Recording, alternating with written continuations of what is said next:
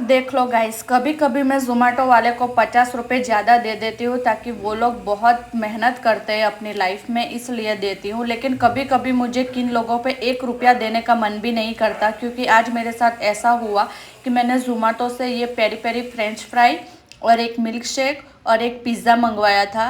इन तीनों की मिला के टोटल प्राइस हो रही थी 250 रुपीज़, ठीक है।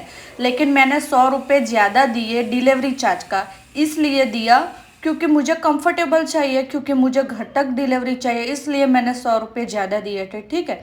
फिर डिलीवरी वाले भैया नीचे आकर बोलता है, तुम नीचे आओ और ये ऑर्डर उठा के लेके जाओ। ये सही बात है गाइस।